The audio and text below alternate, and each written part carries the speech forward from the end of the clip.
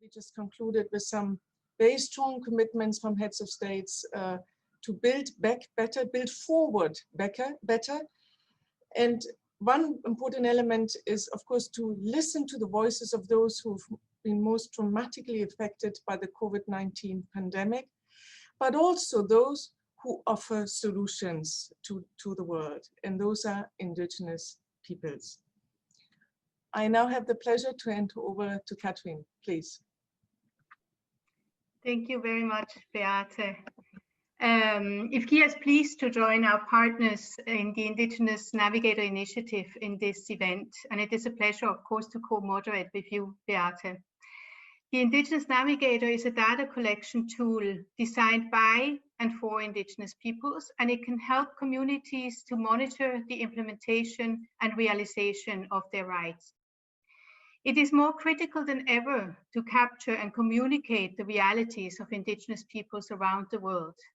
And the role and importance disaggregated data plays cannot be underestimated. The Indigenous Navigator provides both qualitative and quantitative data, which can augment official data, which often doesn't capture Indigenous people's experiences and realities. The data collected through the Navigator provides first-hand information on the community's perception of the implementation of Indigenous people's rights. By providing that qualitative, community-focused data, the Indigenous Navigator can contribute to more timely and accurate interventions to protect, promote, and defend Indigenous people's rights. Recognizing, protecting, and defending Indigenous people's rights to their lands and resources are fundamental components of building back better. Prioritizing Indigenous people's rights and the knowledge they safeguard is essential if we want to achieve the SDGs, conserve and protect biodiversity, and build an inclusive recovery to the COVID-19 pandemic. As we look toward the future, we must ensure that Indigenous people participate in decision-making and that they have the resources and support to not only respond to the current pandemic, but also to ensure they are protected against future threats. Today, we launch a joint report with the title, The Impact of COVID-19 on Indigenous Communities, Insights from the Indigenous Navigator. The report showcases the experiences and realities of over 200 communities across 11 countries in Latin America, Africa, and Asia. And I'm very happy to welcome 4 Indigenous representatives from Cambodia, Kenya, Peru, and Nepal, and I look forward to opening the floor to Yunmain, Himaren Oleriamit, Melania Canales Boma, and Durga Manirai, who have contributed to the report and who will share their perspectives and experiences in addressing the COVID-19 crisis. Each panelist will also share their recommendations for what can be done to build an inclusive and sustainable COVID-19 response. A response which not only guarantees Indigenous people's participation, but also promotes and protects their rights. We are also very happy that Joanne Carling, co-convener of the Indigenous Peoples Major Group on the SDGs, will be able to provide us with some final remarks. The IPMG is also a partner of the Indigenous Navigator. But before we give the word to these panelists, we have 2 more speakers, and I would like to give the floor now to Ms. Manuela Tomei, Director, Conditions of Work and Equality Department in ILO, who will give the opening remarks. Manuela, the floor is yours. Thank you very much, Catherine, and good afternoon and good morning, everyone. In January 2020, when the COVID-19 pandemic broke out, the ILO published global and regional estimates concerning Indigenous people to mark the 30th birthday of Convention 169 on this subject matter. And our estimates, which are based on national official statistics, paint a very dramatic picture. Let me share with you some facts. There are 476 million Indigenous women and men in the world who are 3 times more likely than their non-Indigenous counterpart to be living in extreme poverty. Their historic marginalization, together with today's limited access to social protection, education, and decent work, lie behind the persisting poverty and exclusion of indigenous people. And indigenous women are faring much worse, not only than their indigenous male peers, but also relative to indigenous women.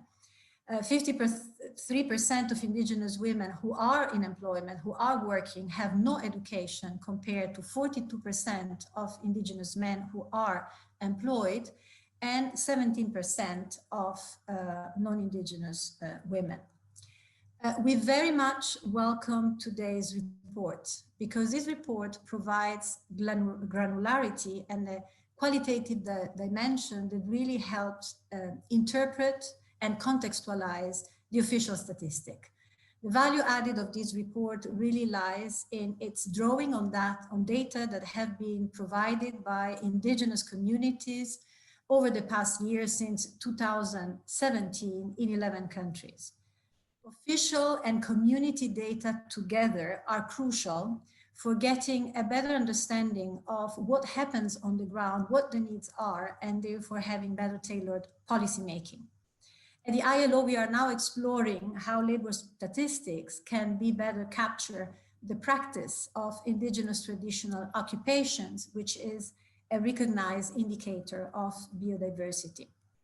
COVID-19, as you know, has hit indigenous peoples and communities very, very hard. To build back better and create societies that are more equal and less polarized, indigenous peoples must be involved in the design and implementation of national recovery plans. This means that their collective rights to consultation and participation must become a reality. We need much stronger national, institutional, and legal frameworks for dialogue, participation, and consultation to ensure three things: that policies are respectful of indigenous people's rights, that they are relevant to their needs and priorities, taking into account also the age and gender dimensions, and policies that leverage their unique knowledge. Building such a stronger legal and institutional architecture is a key ILO priority, together with affording equal access to decent work, social protection, and ending discrimination against indigenous women. We look forward towards today's collective learning and on strategizing on how to move forward through stronger partnerships. Thank you very much. Thank you so much, Manuela, for this introduction. Also the emphasis on the right to consultation. I think this is also an element enshrined in the ILO's Convention 169. And I think, as I said in the beginning, we are all to benefit from this consultation and from listening. I now have the distinct pleasure of handing over to the UN Special Rapporteur on the rights of indigenous peoples, who will present the main elements of this report, Francesco Calizai. And I just want to show this report so that everyone can see it. It's real, it's there, and it really has a wealth of information. Please, Mr. Calizai, the floor is yours.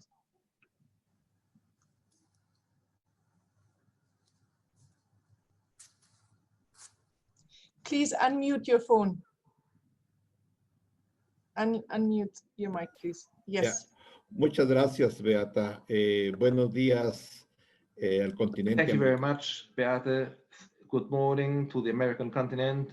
Good evening or good night to the rest of the continents. Thanks. I want to thank the organizers of this event to allow me to participate in this very important meeting with the idea of building back better. With regards to the situation of the pandemic of COVID-19. It is very important. It is more important than ever, because this happens just one day after my presentation of the report at the General Assembly in the Third Commission of the United Nations. As I said yesterday already, I hope to be able to continue with this important task done by my antecessors already in the previous years. Dear friends, brothers and sisters. As you all know, I took over my charge 1st May of this year in midst of the crisis of COVID-19, after having elaborated my action plan, work plan, and the idea of how to travel, and I had to reaccommodate all the situation and had to reorganize my schedule. I decided to initiate a study about the impact of COVID-19 in the amidst the indigenous peoples, communities. The questionnaire was sent to the states, to the indigenous communities and peoples, to the NGOs, civil society, institutions of human rights, and the response was quite positive, I must say. More than 150 responses were received in less than 2 months. That happened. That the consequence was that that perhaps the report was quite synthetic, but anyway, a huge quantity of the reports that were authorized are included on the electronic webpage of the special rapporteur. I've received information about the violations and abuses related to the pandemic experienced by indigenous peoples all over the world, by the virus itself, and because of the politics adopted by the politics during this crisis. The pandemic has created a wave of fear, sadness, non-existent before for many people all over the world. It is true, but specifically for indigenous peoples who are particularly feel forgotten and abandoned in the world community. It is, of course, we know this. We hope that this crisis is going to be exceptional. Before beginning this virtual seminar, we were speaking informally about the fact of the second wave of the pandemic is already starting. That is why we have to recognize that the world is still developing itself in a non-sustainable way, and we have to be able to confront other critical situations that may happen in the future. The information received by this rapporteur is quite worrying when we see what many corporations and states do take advantage of the pandemic, continue with their activities in spite of the calling upon them by the United Nations in March 2020. Finally, it was adopted on 1st June with resolution 2530/2020, but still the conflicts in indigenous countries are continuing. This has hampered the assistance of the populations very often in the fight against COVID-19 in the communities. Also, indigenous peoples have been subject of menaces and threats because of opposition groups. Indigenous peoples displaced very often because of as a consequence of these conflicts, are living in overcrowded camps without access to sanitary conditions, water, and health services, which gets even worse with logistic problems imposed by the assistance of humanitarian aid in the conditions of nowadays. I want to underline also the response given by some states. Some states or countries have increased the military presence and police presence in rural areas, treating this crisis more as a security crisis, a national security crisis, than what it really is. Instead of treating it as a question of public health. Presence of military forces and police forces of the state has strengthened still and has made worse racism problems and the situation indigenous peoples are facing too. And also the presence of corporations of these corporations in indigenous territory has also made more difficult the life of indigenous peoples. Also, indigenous peoples who live in the borders of the different countries, or in the boundaries of protected natural areas. We also have seen this, that very often here the authorities have used as a pretext the protection of fauna and flora without taking into account the condition, the livelihoods of indigenous peoples, and the importance of consulting indigenous peoples for these decisions. The state measures taken in order to strengthen their national economies have been a priority very often, and had been taken in accordance with private interests, with the extractive industries and other industries in the agricultural sector, declaring essential operations where actually was nothing more than personal interests or corporational interests. In spite of this confinement, and without the consent and without the free, prior, and informed consent of indigenous peoples, exposing them to even a bigger threat of getting ill because of COVID. Indigenous peoples have also, they have this feeling of injustice in relation with the fact that the big corporations continue their freely activities, invading indigenous territories and hampering the free circulation and the protection of their countries, being used in a repressive way. Civil society and organizations have also criticized these measures that are giving their help with the excuse of the state exception without any prior consultation of indigenous people, without getting the permission, or without any possibility of suspending these activities with regards with the judiciary system.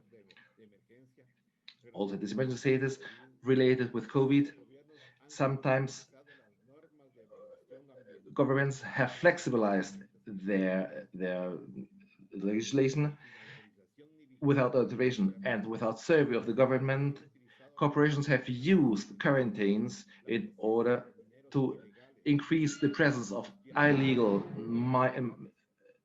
mining activities and personnel, and with cases of land grabbing in indigenous territories. In March, indigenous communities of the Amazonic basin made a statement where they declared there was an immediate moratorium of the mining activities and the extraction of oil in their territories.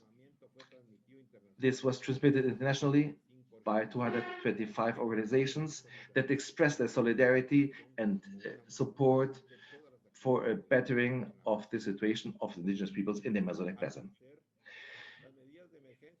The emergency measures have violated indigenous communities and the violation of the principle of FPIC, of free, prior, and informed consent, with regards to the conservation and development. In Asia, as we have in our report, we saw the displacement of indigenous peoples without the consent and indemnization.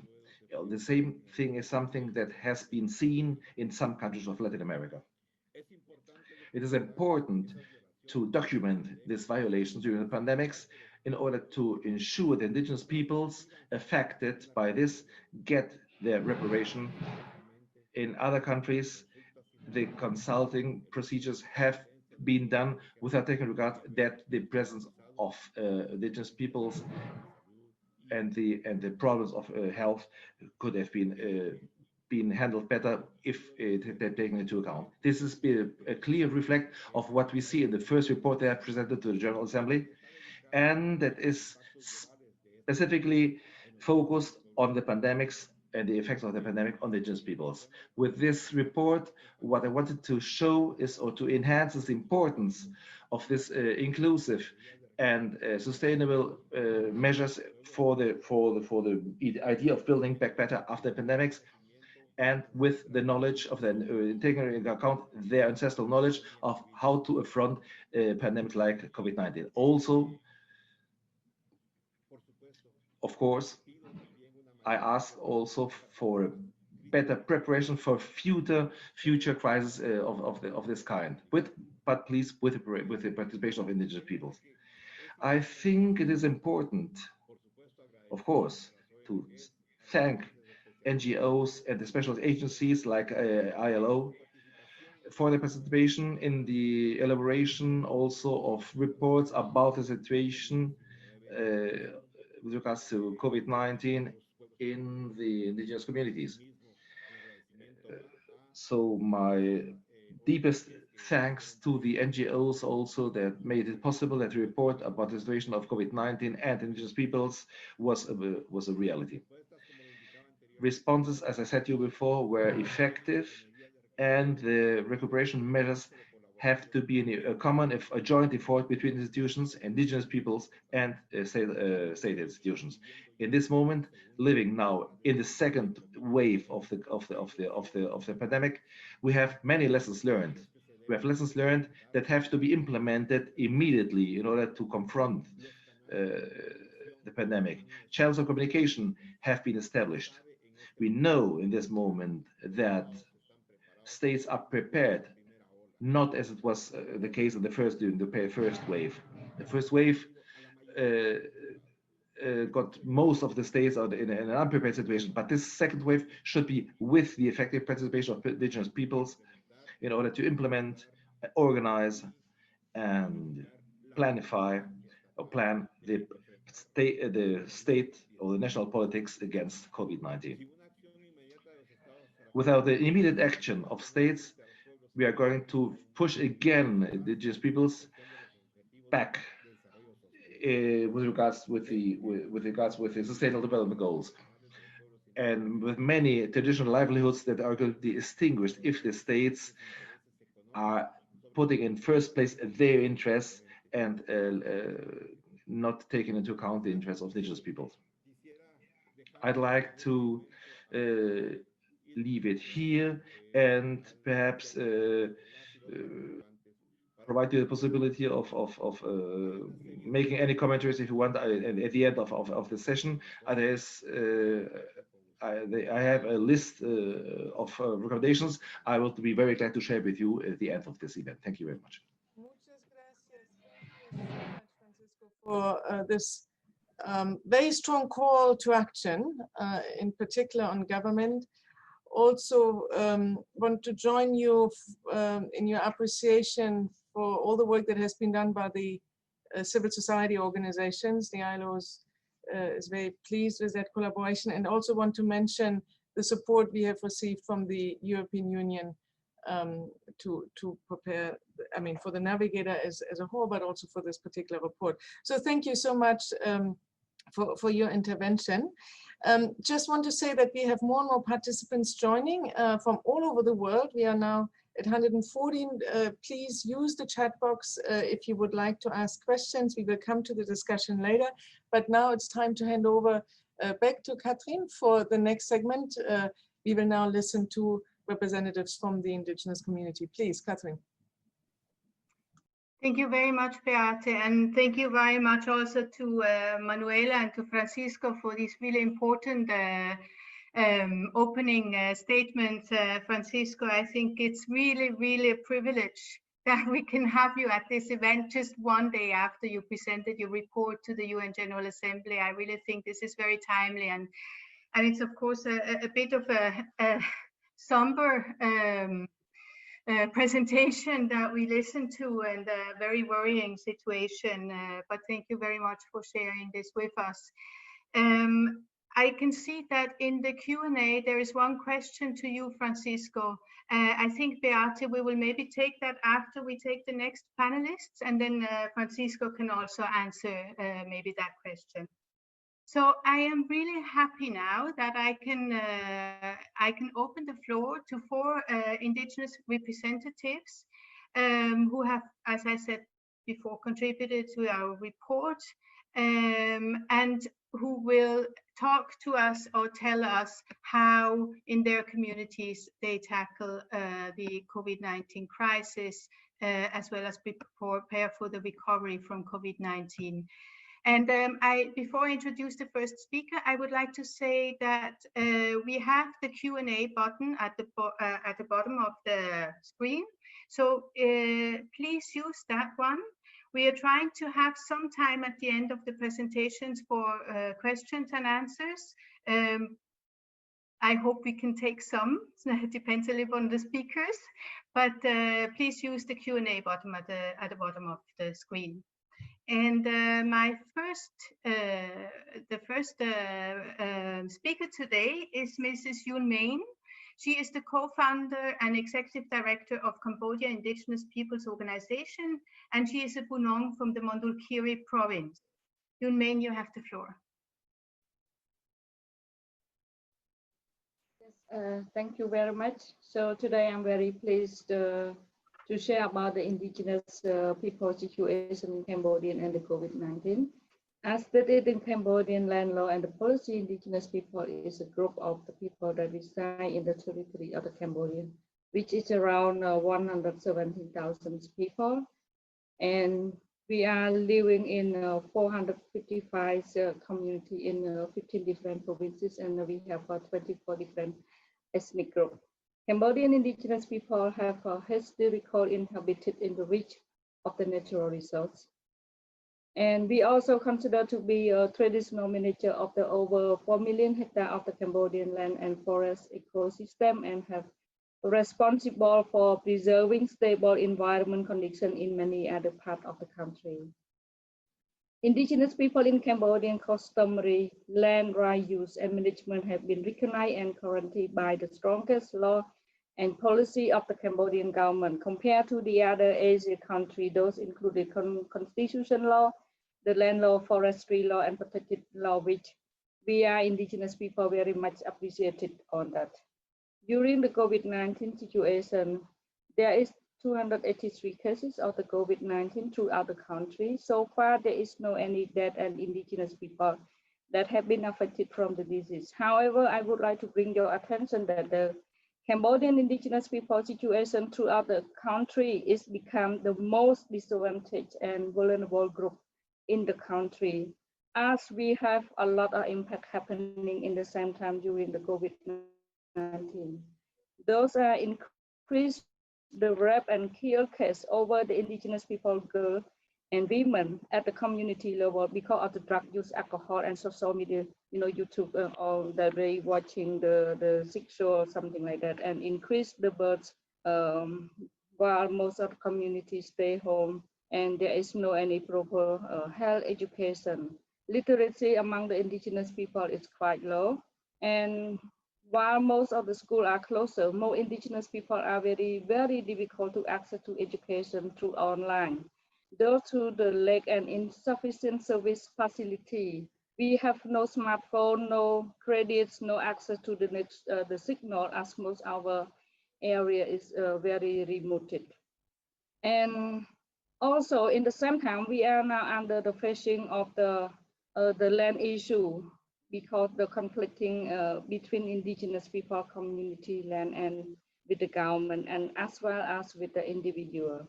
The whole country is around 276 of economic land concession, over 2 million hectares of land. And there are 98 economic land concessions that have been granted in the home of the 10 indigenous community group and affected to our lives, our rights, our land and natural resources, and our occupation. And many charge against our indigenous people who defend the land and natural resources. There is the problem, limitation, and restriction of the land use and management over our customary land and forest territory, while the government higher attention on economic growth, population growth. With this regard, I just would like to share that, some community, their land is more than 7,000 hectares of land, but the government allowed to register for only 400 hectares of land, which is very much, make a lot of problem and concerning. And also, they have been a threat that if the community not accept the 400 of land, they will face with the legal action by the court case. And the others conflicting is claiming the state land, the individual land, and indigenous community. The most of the land that under the territory of indigenous people, the governments demand claiming that that is the state land. But indigenous people ourselves, it's claiming that this is our land that have been, living there for ancestors. So we are requesting for demarcation, the government was not agree and allowing to do so. And there is a number of indigenous community members that have been at the court case because they got accused that they are violating to the state land. And there is no law enforcement and access to justice for the customary land right violation because most indigenous people have no any official paper or title as evidence base. So when we have the problem over our collective land, example, spiritual land and the burial place land, when we filing the complaint to the court, we are the loser because they asking where is your evidence-based document. And there is a criminal like the indigenous activists who are strongly protect their lands, collective, customary land natural resource. So this is the most problem right now in Cambodia. And there is a limitation of the full and effective support and enforcement on the good law and policy that recognize indigenous customary land rights in the practical at the ground. As I mentioned earlier, the law is very good compared to the other region in Cambodia. But the question is about the practical, the implementation, the enforcement. So the good law that have been recognized our rights have not been enforced, but they more enforced to the other right that without, recognize our rights. And the challenge is legalize indigenous collective land rights, land use as the individual land title.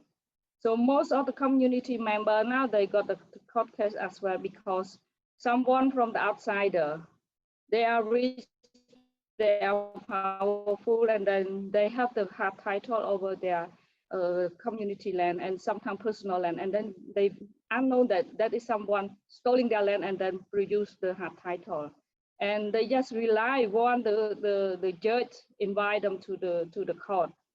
So this is the big problem. And so one of these problems have been affected. So we are become the losing of our land and traditional occupation. And during the COVID-19, as I think everyone is facing that the workplace is closed. So most of the indigenous people lose their job, income, to support their daily consumption, and no budgets to some people cannot repay the loan to the microfinance, and then could not afford to the health expense because the health prevention protection it's come very high, and that leads to problem. Some community have selling their land, and some community become poorer. And there is also the challenge of the limitation of awareness raising on the COVID-19 inside of indigenous community in our own language. There is some also, but they're still very limited. And most of the indigenous community are remaining practice as usual, lack also precaution and prevention. Access to health service by indigenous people is very limited because of the barrier of the language, the money, and the distance is far away from the health service.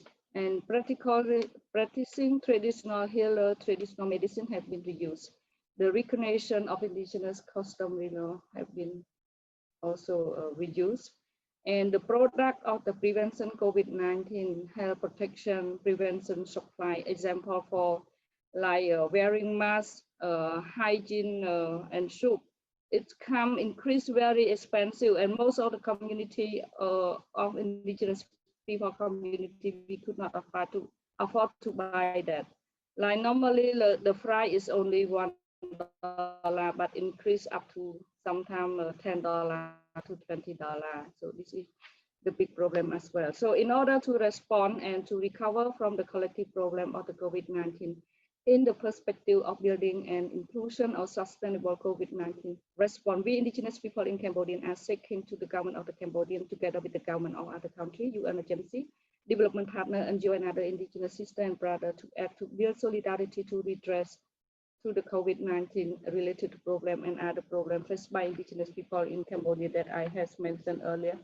As a key practical and strategic action, one is to provide the health protection and supply to protect and prevent the COVID-19 and ensure the price of those health products and supply are appropriate, and provide full and effective support and facility to ensure better access to education, social protection, and healthcare, as well as the service, and ensure the full and effective respect for the indigenous people community in decision making over our customary land and natural resource protection and use management for ensuring the food security, resilience, and protection of the planet. And this is, sorry, because I have only 7 minutes, but I just want to share one of the best practice in indigenous community in the Lower Sesame too. One of the village that affect from the hydropower dam, but because they could stay in their village. So during the COVID-19, I see that they don't have any problem because they still have their land, they still have their forest. So they no need to concern that even in most of the Cambodian, they concern if even they have the money, but they could not buy anything because during that time the government have been announced for closing. But for us, indigenous people, even we don't have the money, but we can survive for more sustainable because we have our land, we can grow the right vegetable, and we have the natural resource, we have the forest, we can collect our vegetable, fruit, and everything. So that it's more linked to this our Cambodian suggestion for the action to ensure that the protecting the land and natural resource for indigenous is very important, so that we can survive for the long lasting. And the other, we would like to ensure that the local markets of indigenous product with appropriate price, and the general product of the market during the COVID-19 should be also keep not too expensive, and should also provide sustainable resource support to improve the economic development inside of indigenous community, and the implementation, the recognition of the law and policy that recognize about the customary land use of indigenous people to make sure that they are safe and secure, and drop the court case against the indigenous human rights defender and the leader. And recently, yesterday, there is a few indigenous people already got arrested again in Bolivia. I think our special rapporteur Vicky, she has been visit their village as well. So this is under the problem that we call for also our sister and brother and UN and the other agency also please help the indigenous people in Cambodia.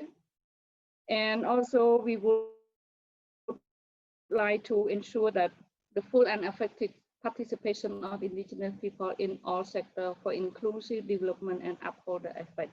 This is the most important. Mostly the theory, the effect, it has been applied using in many policy and many development plan. However, in the practical, we don't see any this happening at the practical yet. So this is more attention that we should make sure that the effect really apply at the ground in order to avoid the problem, in order to make sure that the benefit is for everyone. And also we would like to strengthen the awareness of the COVID-19 to indigenous community in the local language. And also the last is to allocate more resources to support indigenous people conservation and development based on the preference and needs of the goal, as well as prevention the COVID-19 and able to access all the service as other people. Thank you very much. Thank you very much, Yunmain. And I think both yours and Francisco's presentation really show that there is really land rights are really under threat, and COVID-19 is actually magnifying of these problems, and of course of many other of the challenges that you already face to start with. Thank you so much for this, Yunmain. Our next presenter, our next participant is Kimaren Olariami from ILEPA, Indigenous Livelihood Enhancement Partners from Kenya, and he's the co-founder and director of the organization. Kimaren, I cannot see you, but I heard that you are here. The floor is yours. Now. Ah, I can see you now. Yes, perfect. Thank you very much, Catherine, and thank you, Igia, for giving me an opportunity to bring my voice and that of my community to this very critical space. It's a great honor. Like the rest of the world, Kenya has not been spared of the impacts of COVID-19, and much less our community. Up to date, Kenya has reported about slightly above 41,000 cases of COVID-19 and close to 1,000 deaths. If you bring it closer home, my county of Narok has reported at least over 300 cases of COVID-19 with 15 deaths. So the reality that indigenous people and the rest of the world is facing on impacts of COVID-19 is the same we are facing. So we are not spared. And like anywhere else, the country is making attempts to enhance prevention, create awareness, test, track, and treat, and a bit of a safety net. But as said by earlier speakers, these awareness, prevention, coping measures rarely reaches a community. These are communities living in the periphery, in the far corners of the state with very meager infrastructure. And so the level of awareness and coping by these communities is far well below the average in terms of awareness. But what are some of the impacts we have seen in our community? Number one is our traditional livelihoods are constrained. We are pastoralists. Mobility is a heartbeat of pastoralism. And the control, I think one of the things that really seems to be at the heart of COVID-19 is not moving, which is totally the opposite of our livelihood. So stay at home, don't move, but pastures don't stay. You cannot quarantine pasture. We normally move after pasture and water. The second is the alternate livelihood strategies like eco and cultural tourism, which our community used to subsidize and supplement income from pastoralism, also came to a standstill. Zero arrival of tourism, no income in the conservation and tourism enterprise. But then also in terms of access to food, our access to food was seriously compromised. Pastoralists, our community rarely keeps money in banks. The bank is a mobile cow, a living cow. And markets for livestock were closed. And therefore, access to money was not possible, and access to this other food to supplement were curtailed by the social distancing and quarantine measures that the government implemented. And also, if the impact ended there, it would have been slightly better. But our cultural identity was equally complicated. We could not practice our rites of passage. For example, as warriors graduating to junior elders, which is normally a huge coming together. The knowledge sharing opportunities of storytelling for indigenous knowledge by elders, women, and men were not possible. And of course, when you look at the measures so said, like washing of hands, to have access to drinking water by pastoralists is a pipe dream, let alone having running water to wash your hands to stay safe. So the community really is in a very disadvantaged position. We have also noted the violation of rights. The land displacers and grabbers did not obey the rules they imposed on communities. So we have, for example, communities displaced in a place called Suswa. Beyond this, we have seen a surge in early pregnancies of these are schoolgirls staying home longer than usual, and the reported case of early pregnancies compromises their chance of continuing in schooling. But we are seeing a little relaxation of the cases. We are seeing a partial opening. The livestock markets, of course, as I said, were closed. Slowly, we are seeing this opening. But we must ask the question, how do we recover? How do we heal? How do we reconstruct ourselves? The reality of COVID-19 is here, and the chances are we cannot erase it. But how do we develop sustainable strategies to keep the community going? It has threatened the small gains that we have seen before. The call for leaving no one behind could not be any more urgent and real. It is now. But specifically, what actions can we take with respect to indigenous people to secure, to build back and better? Number one, if ever rights are critical to be respected and promoted, is now, because the communities are on the precipice, they are on the edge. So rights-based approaches grounded in the United Nations Declaration of the Rights of Indigenous People should and must inform our subsequent action. Second is the issue of the instruments of engagement. The instruments that enable the application of these rights, like free, prior, and informed consent, must be given life, must be enlivened, so that they facilitate the realization, the right to say yes or adjust or say no to these interventions. We also need to think about placing resources in the hands, directly in the hands of indigenous people. One thing we have learned with the Indigenous Navigator is that communities knows what pains them and they know the solution. So we need to place resources in the hands of these communities in order for them to shape and redesign sustainable solutions that are compatible with their indigenous livelihoods, practices, indigenous knowledge, and cosmovisions. We must move beyond software to actually give community a chance. In fact, one thing that COVID has exposed is a glaring inequalities in these communities in terms of infrastructure, access to hospital. The average distance to access hospital in my community is 10 kilometers. So you can imagine, in this case, what happens in the context of COVID-19. The other point I think we need to think about is indigenous people-specific data. We really need to focus in these communities and generate disaggregated data, put our finger on those particular dimensions and aspects of negative impact of COVID-19 to indigenous people. And we have learned a lot for us in the project called the Indigenous Navigator, which we hope and pray it can not only be continued with ILEPA, but multiplied among indigenous people, because we found it to work.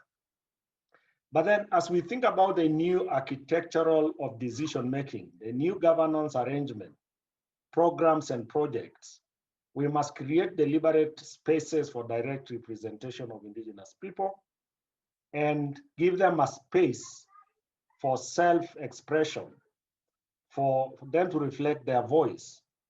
They know better what works for them. So we should not only respect the existing governance, customary institution of indigenous people, but we should deliberately create space for them to shape programs, projects that are going to be designed to respond to these challenges.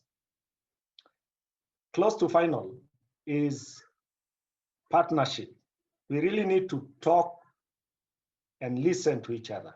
We need to reflect together, to plan together, act together, because the evidence is together we'll go far, apart we will fail as individuals.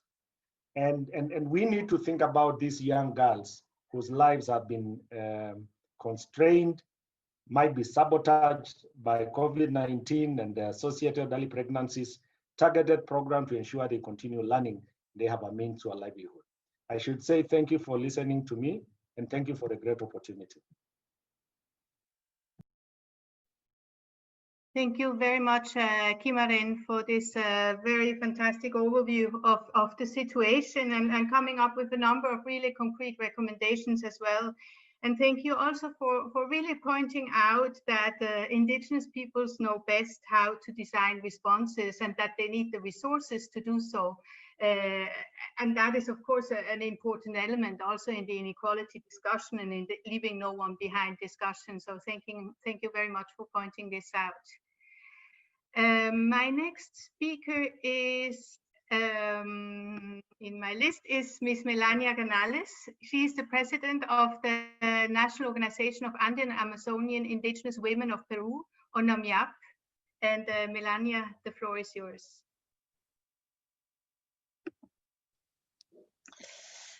Allin causa y cachum la palaykichita runamasiykuna chaylao piliu tarikukunata ari. Buenos días con todos y todas. Gracias. Good morning to everyone. Thank you so much, Catherine, for presenting me. And well, good morning where I am, but good afternoon where you are. My apologies, it's true, we're in different time zones.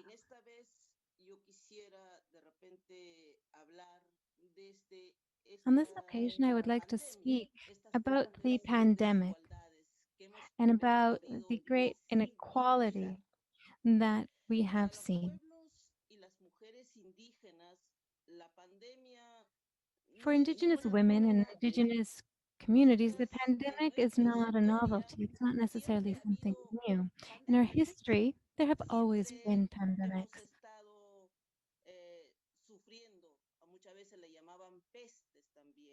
We have always suffered, in other cases that they were called plagues, but all of these viruses, bacteria, these pandemics came from outside.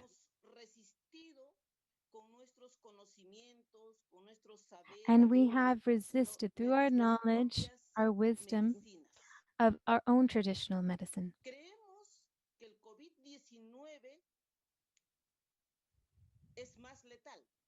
We believe that COVID-19 is even more deadly, that in 200 years of our nation,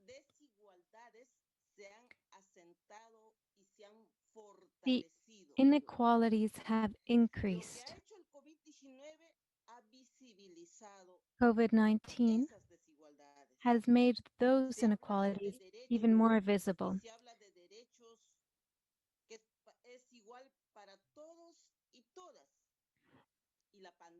We speak of rights, rights for all, and the pandemic has demonstrated that these rights are not for everyone. The right to health is not for everyone. The right to education is not for everyone. We have seen that these rights are for people who have money.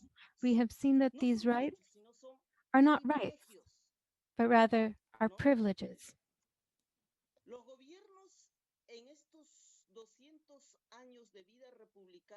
In these 200 years of the Republic, the governments have not strengthened this public system of health and education, as well as other rights.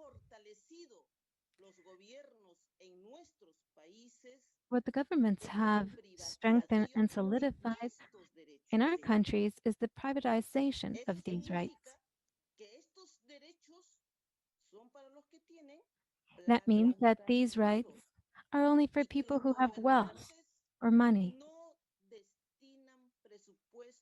and that politicians do not create budgets or resources to strengthen our rights. In addition to this, there's the implementation of extractive industries, ones that are imposed with the presence of police officers and militaries,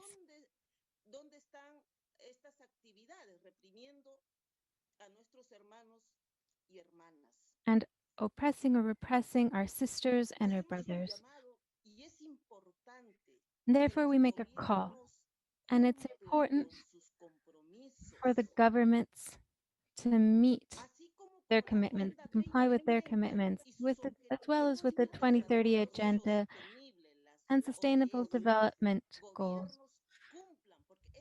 for the governments to meet their commitments, because this is a commitment that they have made. And there are 17 of them.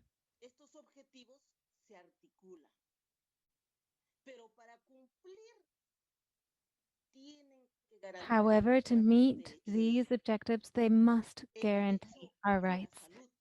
The right to health, for it to be a public health system for everyone. The right of access to education, for it to be public and quality education for everyone. And the challenge is in allocating resources to strengthen access as Indigenous women and communities. We also must strengthen our knowledge and our traditional practices. And the government also needs to respect our autonomy, food sovereignty, and the respect of our land.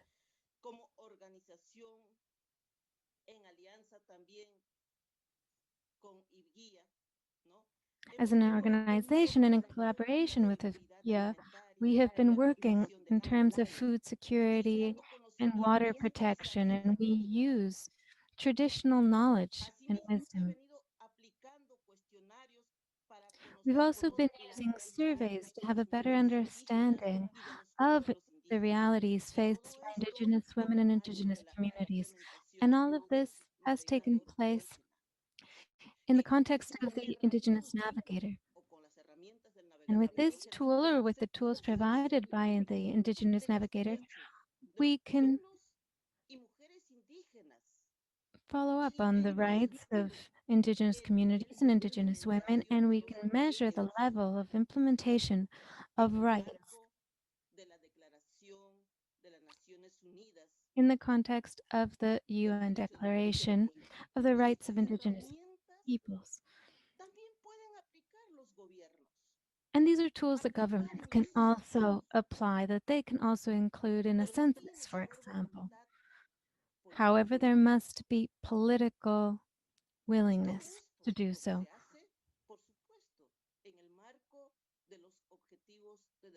And all of this, of course, also takes place in the context of sustainable development goals, and we hope that the governments in our countries will be able to meet their commitments.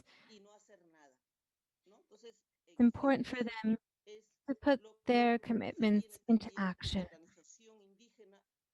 And therefore, as an Indigenous organization, these are the rights that we are demanding. Thank you so much. I know that we're short on time.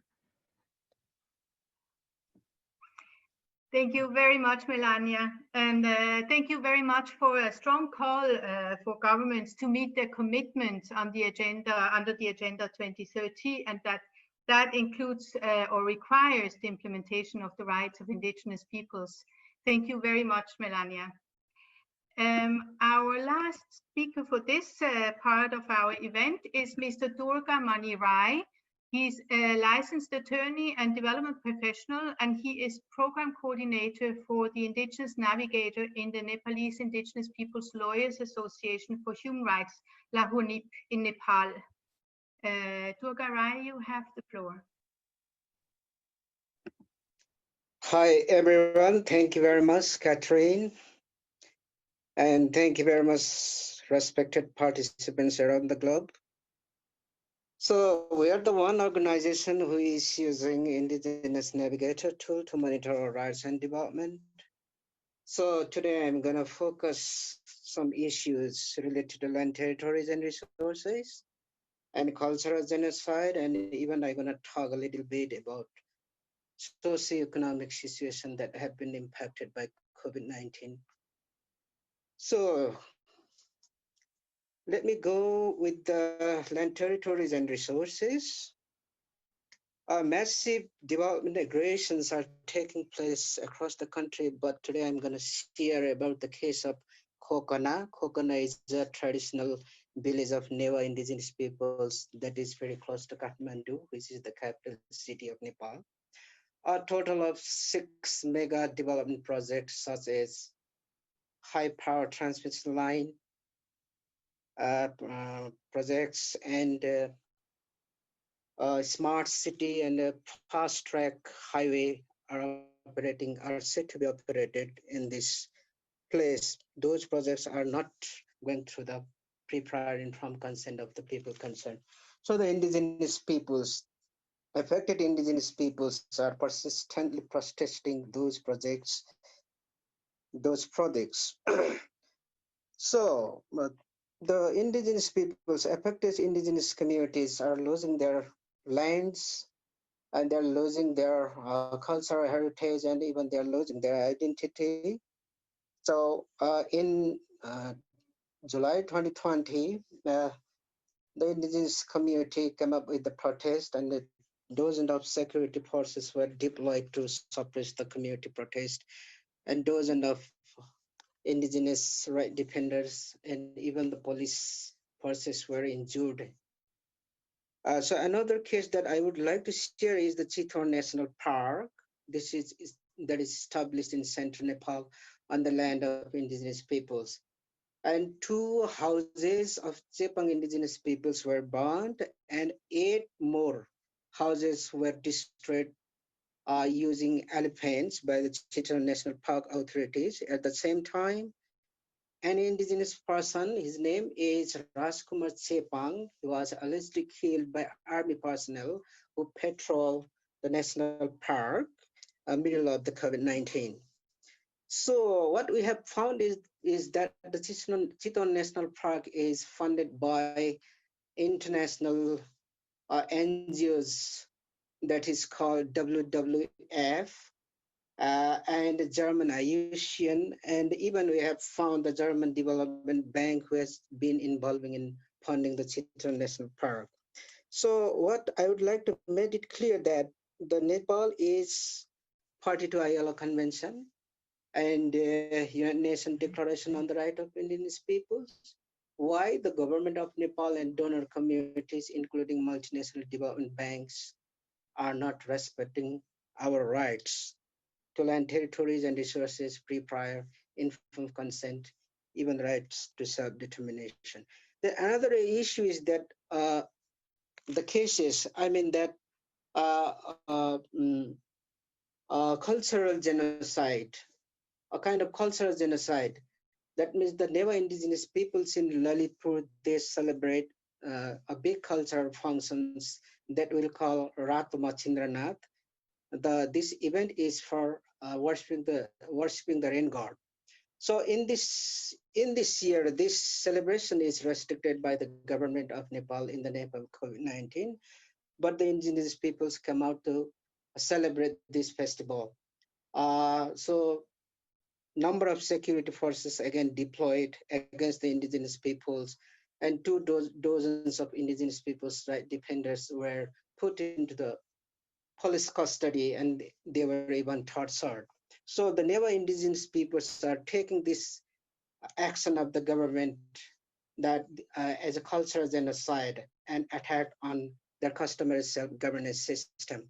So another thing is that, so I would like to talk about the socio-economic impact on indigenous peoples because of the COVID-19. The huge number of indigenous brothers and sisters in Nepal, they migrated to a foreign country for a job, for employment actually, especially the Gulf countries and even in India. Because of the COVID-19, they had to return back to their home country, and their economic situation is actually, it's really totally devastated. So they are facing economic problem. And the government of Nepal do not have clear plan and policies to deal with these issues. Another problem is that what the indigenous peoples are facing is the language problem. The indigenous peoples of Nepal do not have access to information on their traditional language, since the Nepali government is transmitting the information with regard to COVID-19 in Nepali language, which is not easily understood by the indigenous community in rural area. So these are the major things that the indigenous peoples are facing. Now I would like to jump into the recommendation, very quick recommendation. So my recommendation is to is all the concerned stakeholders, Nepali state, donor communities, even development finance institutions who are operating their business activities in our territory are, they must respect our right to self-determination, and the government of Nepal must implement ILO Convention and UNDRIP, and our participation must be ensured to deal with the COVID-19 situation. And information with regard to COVID-19 must be disseminated in our own language, and disaggregated data in relation to the COVID-19 must be ensured. So I think, thank you very much. I will come back again with the question. Thank you very much. Thank you so much, Durga, and thank you for the very concrete examples that you put, and then also the very concrete recommendation that you have come up with, which is also a call for the respect for the right to self-determination in this situation. Thank you very much for your presentation. I think we have about 15 minutes for questions and answers, and I can see that there are several questions in the Q&A chat. There are some that were specifically to UNMain, and then some that are a little bit more general. So I think I would like to start with one that is to everybody on the panel, and that is a question, and I'm just going to read it. Is the capacity for self-determination and selection of priorities within the community being limited by the fact that the job market after the COVID requires increasingly more digital skills?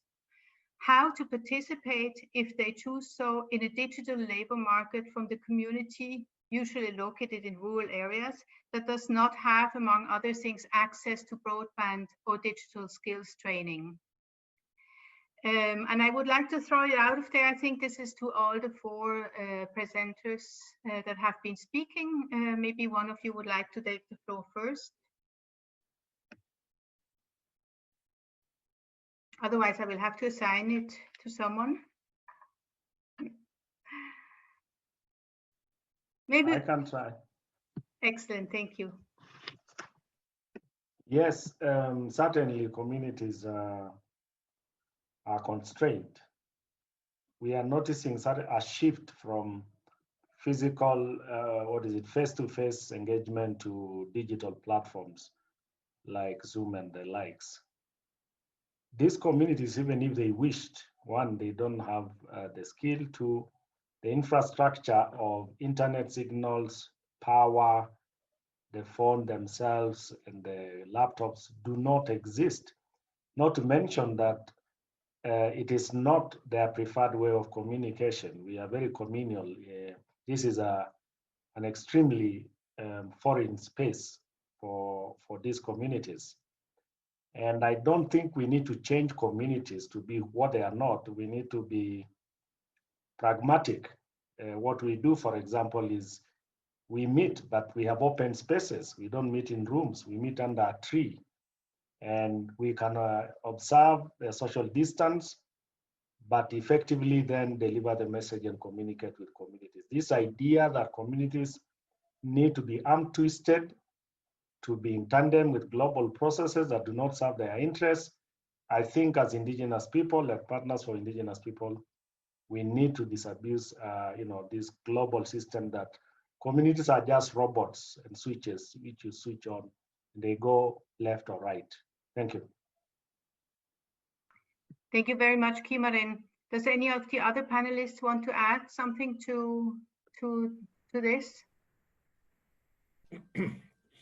Yeah. I will try to do it also. And well, actually, I think that there are examples in Bolivia, in Peru, here in Guatemala, in Mexico, where indigenous people doesn't have that platform or that signal that internet needs or those digital platform needs.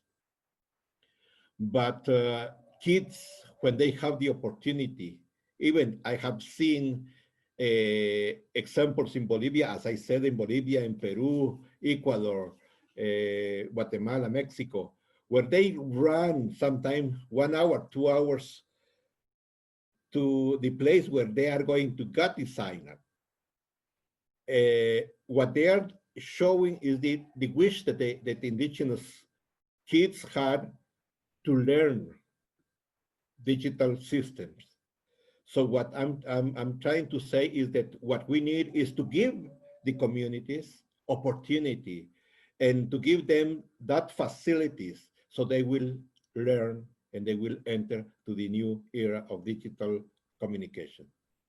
And that's why I wanted to take the opportunity to ask all the international financial institutions like the Bank World and the International Monetary Fund, please evaluate the state policies, how they are implementing those policies to confront COVID-19 and how they are helping indigenous people before financing again those states. Because that is what is affecting. They are giving money to the state, and they are not evaluating how the impact on indigenous people are doing in this moment. So if we can do that, if they can do that, and they can give money for indigenous people to enter to the this new era, I think it will be in a better situation indigenous people. Thank you. Thank you very much, Francisco. Any other responses to this? May I? This is Manuela Tomei. Yeah, Manuela. Yes, I would very much agree with what has just been said. Indeed, the fact for indigenous communities to gain some command of digital skills is not per se going necessarily to undermine their cultural identity. I think that it is yet another ways whereby they can indeed engage with the dominant society by using the tools and devices that the dominant societies handles and have command over. But I think that, at the very beginning, I was highlighting the fact that about 53% of indigenous women who are employed, who are in the labor market right now, have no education whatsoever. So I think that there are some also other huge deficits in terms of infrastructure, not only the digital divide that needs to be filled, but also access to a proper and culturally sensitive and responsive education and health. So it's really a sort of very comprehensive approach which is required towards developing social and economic infrastructure which is compatible, responsive to indigenous peoples and communities. Thank you. Thank you very much, Manuela. Then I will go to a second question, which is to you, Min. Has there been any response from the Cambodian government on how to alleviate the effects of COVID-19 among indigenous communities? Has Chitor or other indigenous peoples organizations managed to establish a dialogue with authorities on this? Min, this is specifically to you.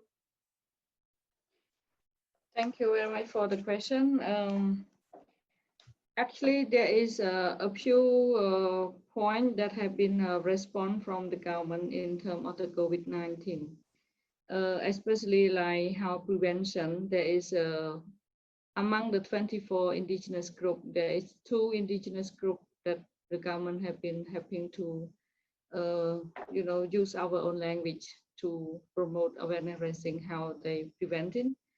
And regarding to the other issue, actually there is still on the process of the dialogue between the Cambodian indigenous people. Example about the land issue that happening during the COVID-19. we have been cooperated with the Ministry of Interior and Ministry of Rural Development in order to conduct the awareness raising at the community level, how they can, really, come together, build solidarity, and also prepare some supporting document in order to prove, to build the evidence base for their further advocacy. And also, we also have been discussed with the local authority, trying to addressing the land issue that have been affected to the collective land, example, the spiritual land and the burial place land. And this, we also trying to submit the letter to the Minister of the Ministry of Land in order to request to meet them, to bring this specific issue for their attention. Especially we in our request, we was mentioned about the aspect that we need to understand more about the trend of the government in relation to how they addressing or dealing on the land issue. And in the same time, we also trying to, working together with the other indigenous organization.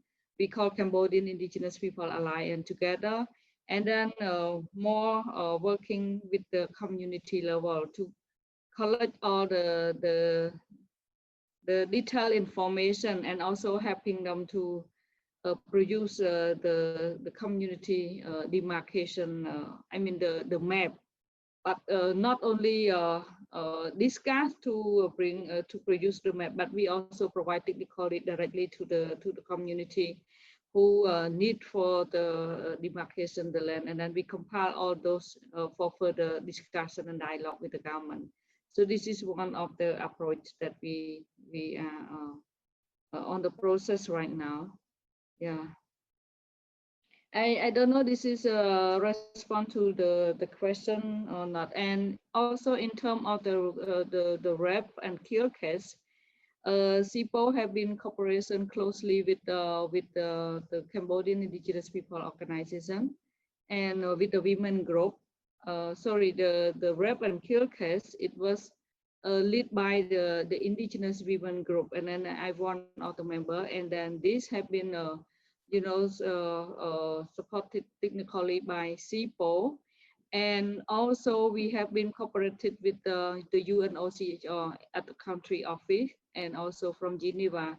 Right now is under the process of conducting the fact finding, the detailed information, the case study. However, in the same time, we already been bring this attention issue to the Ministry of Women, and then they also count into the consider that they will trying to find a way how they can help, but in the same time they already try working with the local authority, especially the police at the ground level, that are trying to promote awareness raising that this should be pay more attention in order to mitigate the risk. As this is one of the hot issue for indigenous girls and women in Cambodia, because before we never have such problem. And right now we under the process of finalizing the report, and the Ministry of Women also, already build engagement with us, and we hope that, in the future we can get direct intervention support from the Ministry of Women. Yeah, so this is something that we're trying to work together with the government and also with the other UN agency at the country office. Thank you. Thank you very much, Yun Main. I can see there are a couple of more questions, but for the sake of time, I think I would like at this point really thank all the panelists once again for your very interesting and good presentations. I think we got a very good idea of what the situation is in your communities, in your countries. Thank you so much for that. And with that, I would like to pass on to Beate.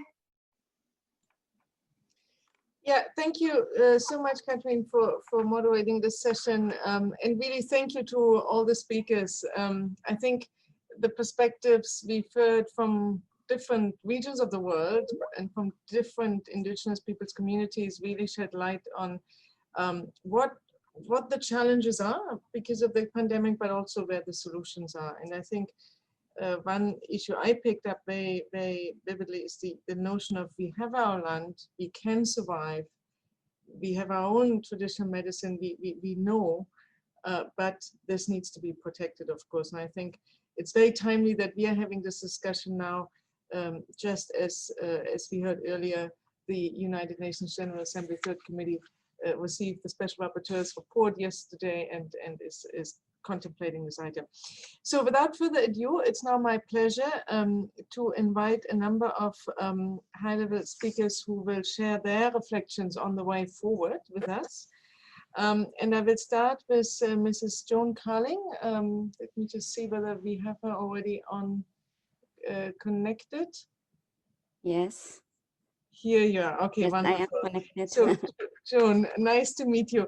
You are the co-convener. You represent the Indigenous Peoples Major Group for Sustainable Development. It is wonderful to have you here with us. Please, the floor is yours. The virtual space is yours. Yes, thank you. And thank you also for the presentation of the first speakers.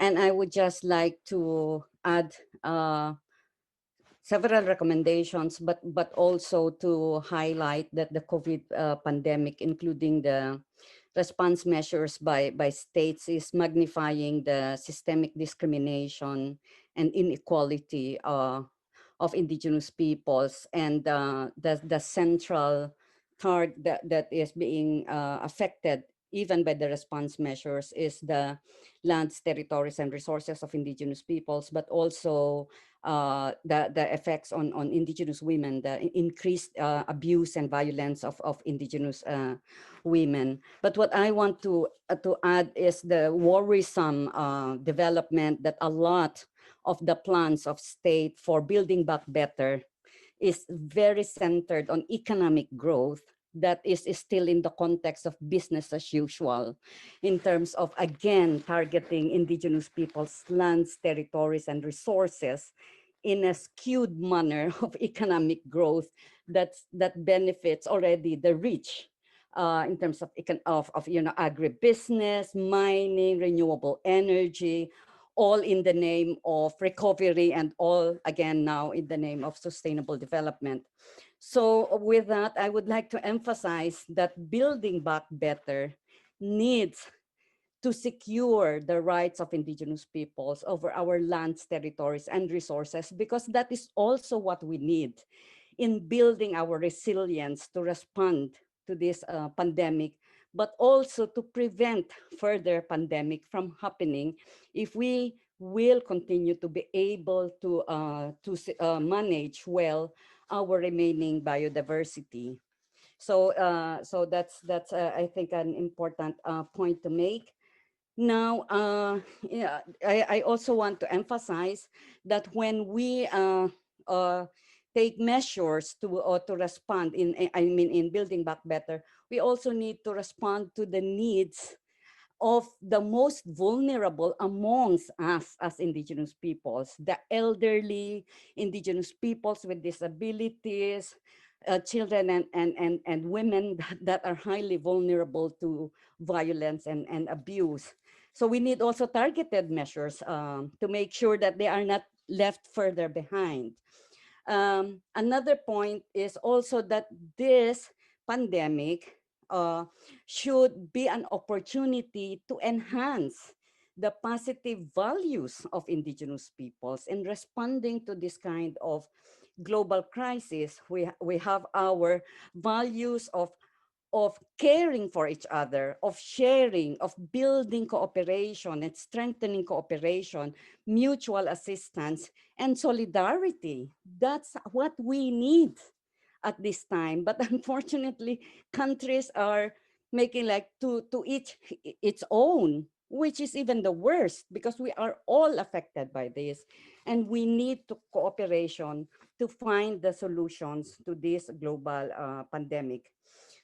Another point is to support and strengthen sustainable resource management of indigenous peoples, including our conservation of biodiversity, food production, sustainable livelihoods, because this is also how we can ensure that we also advance in the SDGs and correct the regression that is happening, like loss of biodiversity, loss of forest.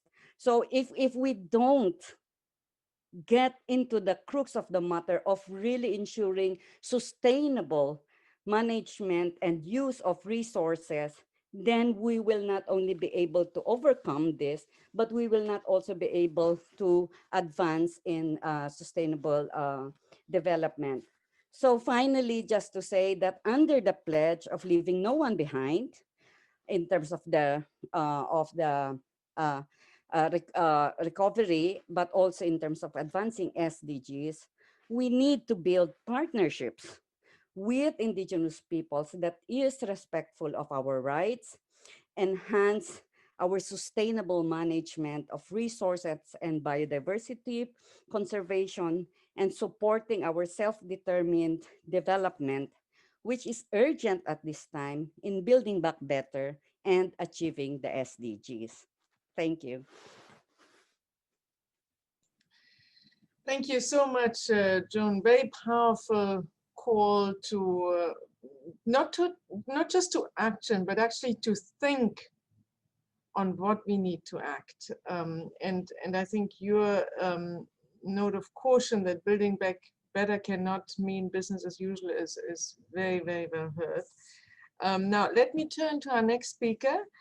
This is Mrs. Aranda Lisette de Mendoza Carlos. You're already connected, the Human Rights Delegate of the Mission of Mexico in Geneva. It is a pleasure to give you the floor, please. Thank you. We would like to thank you first for the invitation to participate in this event, which is very relevant under the current circumstances.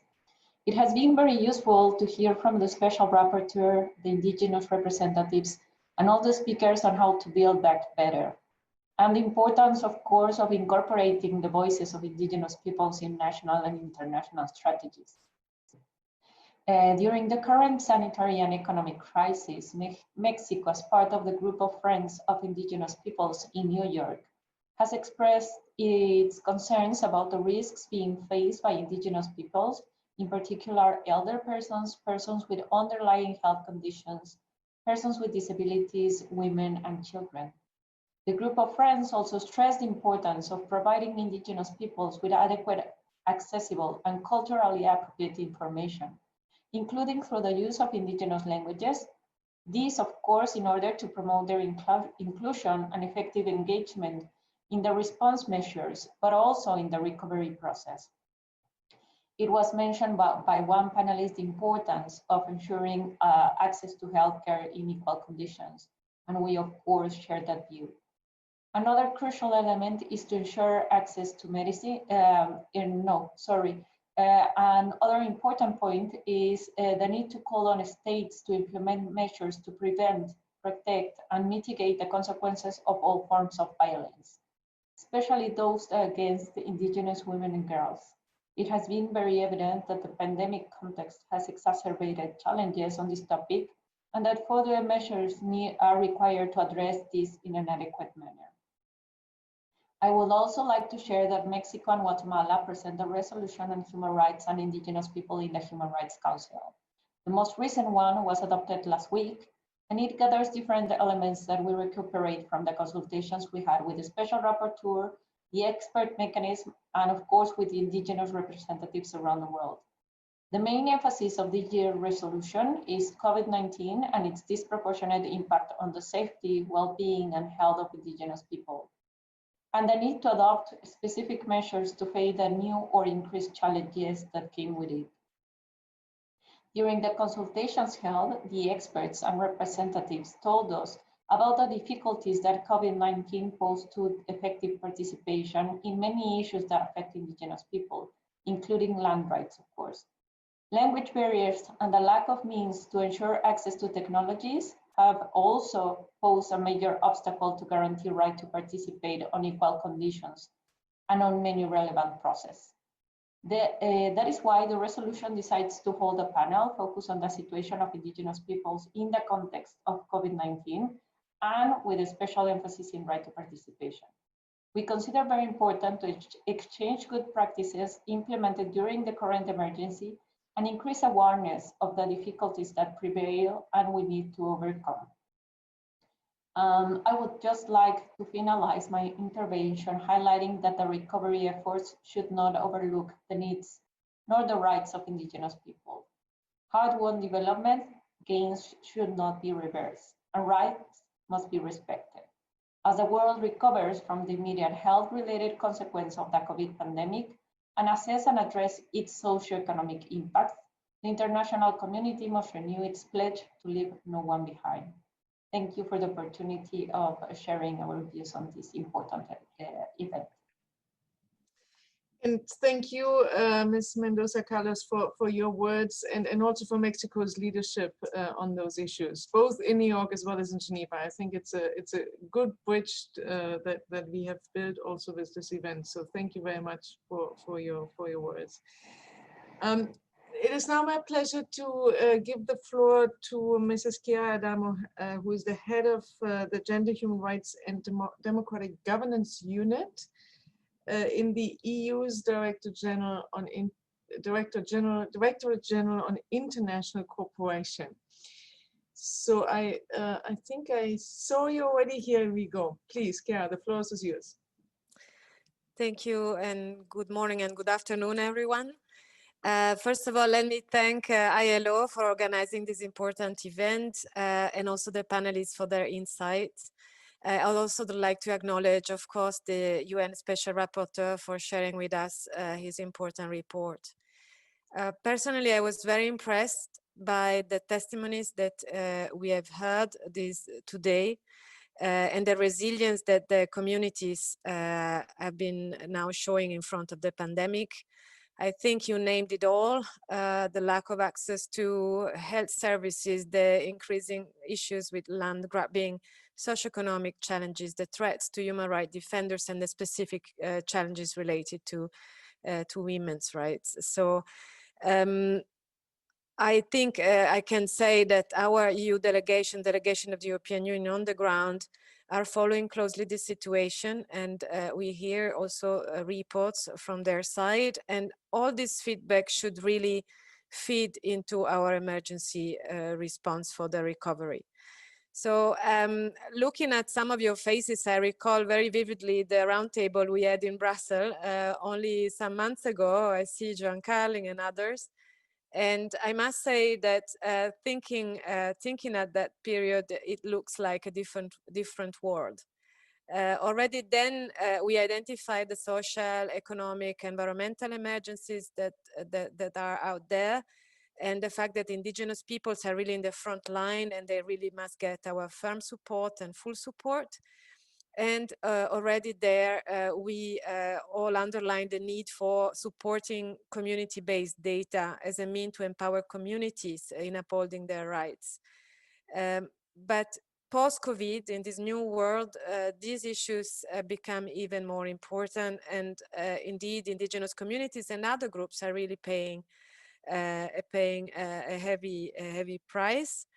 Since, as some of you said very eloquently, of course, the COVID is simply heightening and compounding existing inequalities, existing challenges. So all the more we need tools like the Indigenous Navigator to really shed the light on and inform what is going on.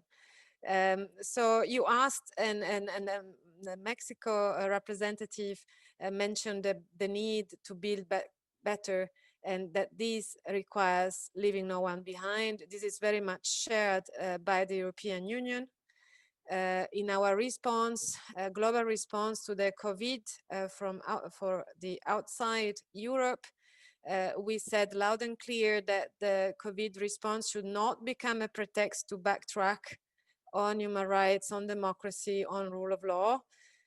So that I really want to underline again today. And I must say our response has been very much axed on, of course, the health issues, very much axed on socioeconomic issues, but the underpinning principle of leaving no one behind is absolutely primary in the support that we provide. So it's really about building more inclusive, participatory approaches and a fairer and greener society. So we always say it's an opportunity, but indeed we are now looking at the second wave of the pandemic in some of our countries, and we really need to accelerate if we don't want the really the progress that we have made in the last years to really stop and even go backward. So of course, in all of this, we need to really make sure that indigenous peoples are part of the solutions, that they are empowered to develop their own solutions that fit their own needs. And some of you also talked about, of course, the importance that indigenous knowledge and traditions, for instance, be drivers for sustainable land, forest management, but also I would say in addressing the pressing issues such as food security. So this is where the Indigenous Navigator has proved its added value. It translates this complex reality on the ground into data to inform policies in settings like the UN, in a meeting like today. And really, I think it complements the work of the national human rights institutions and statistical offices, and provides platform for dialogues between civil society, communities and institutions. So I'm making the publicity of it because I really think it is an important tool that we fully need to harness in this context. And this should allow governments, but also the European Union, to better tailor our approach. So to conclude, I would just also mention that we are on the verge at the level of the EU to conclude the negotiation on an ambitious 5-year plan, a new action plan for human rights and democracy, and the rights of indigenous people feature prominently in there. This action plan should then, of course, also translate into concrete actions, implementation within the next multi-annual financial framework. For the moment, of course, we keep listening, we keep learning through debates like today, your insights, feedback, and data from the Navigator itself. Thank you. Thank you so much, Mr. Adamo, from the EU's Director General on International Cooperation. And thank you really for the EU's steady support for the Navigator, and now in particular, of course, for the work in relation to the COVID pandemic. I have one more speaker on the list. I just want to see whether Mrs. Navisatu Diop, the Chief of the Gender and Human Rights Branch of the UNFPA, is online, United Nations Population Fund. Can you hear us? Are you connected?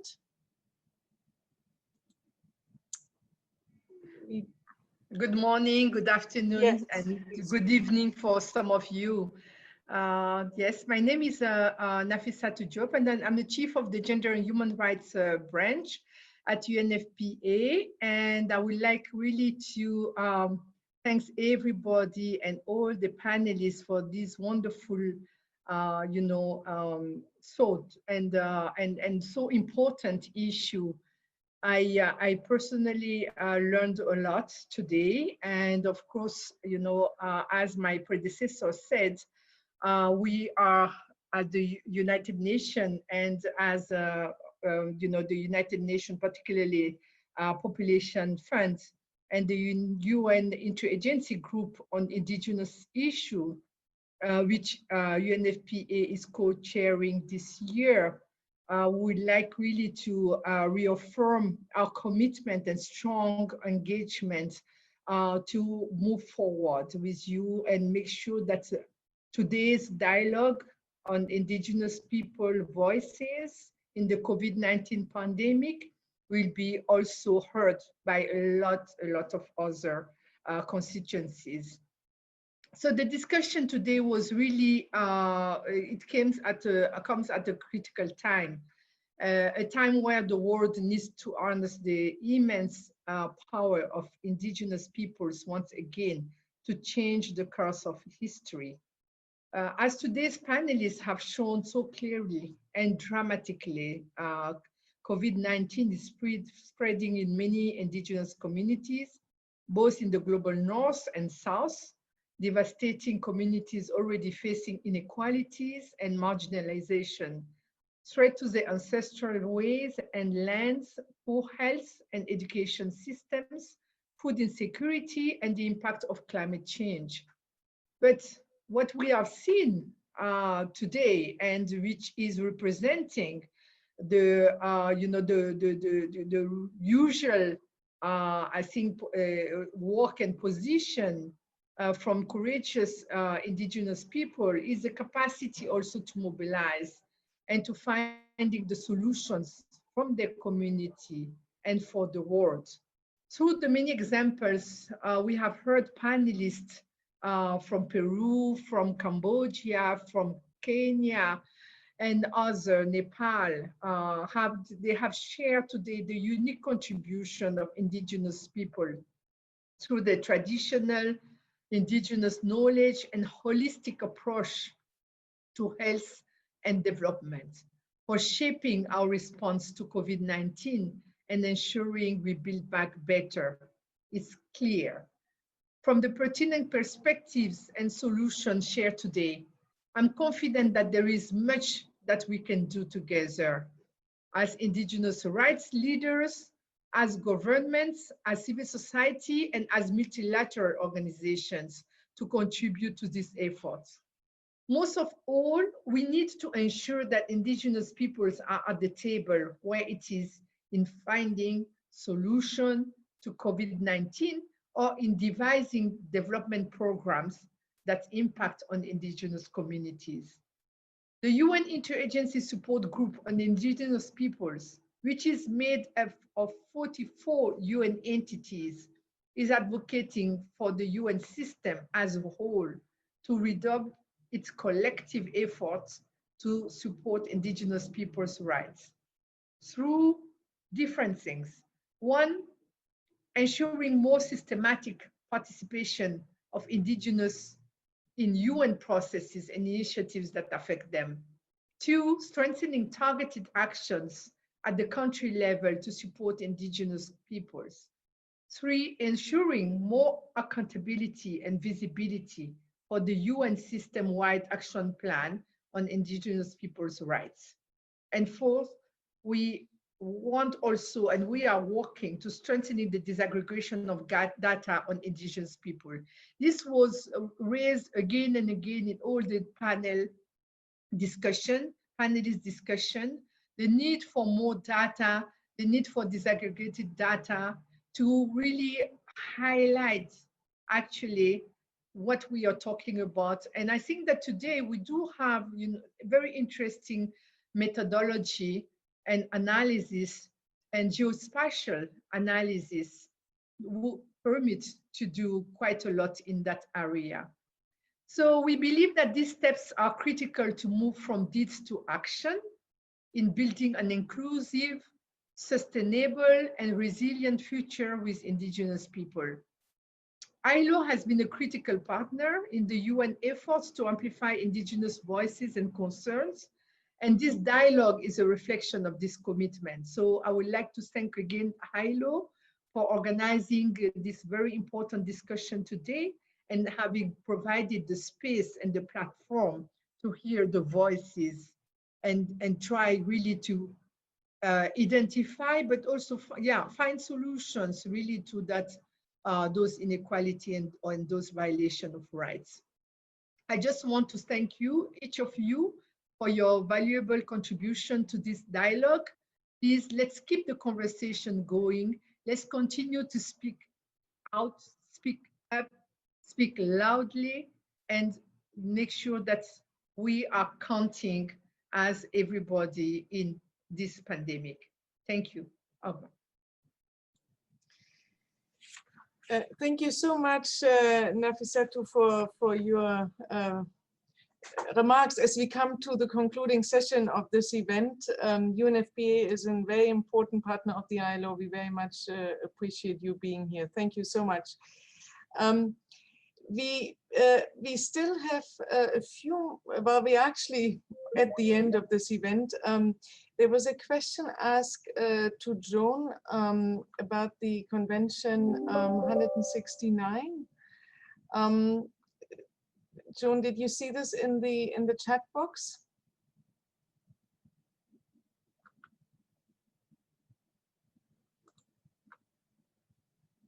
Okay. Okay. Do you want to say something at the end before we finish, before we wrap up, Joan?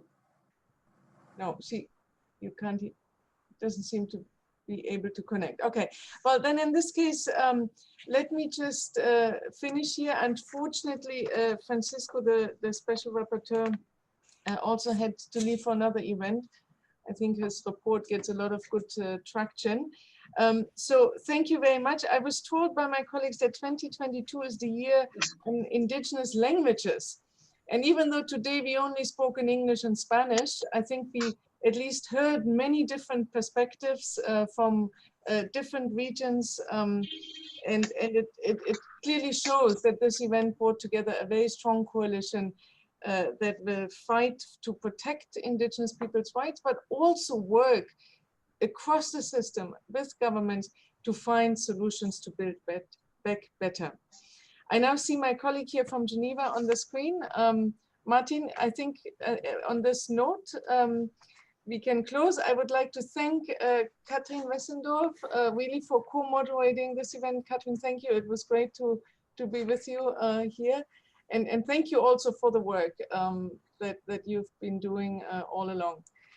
On this note, I wish you a wonderful week, and those who have to go back into the third committee of the UN General Assembly, I wish you stamina and the right reflections.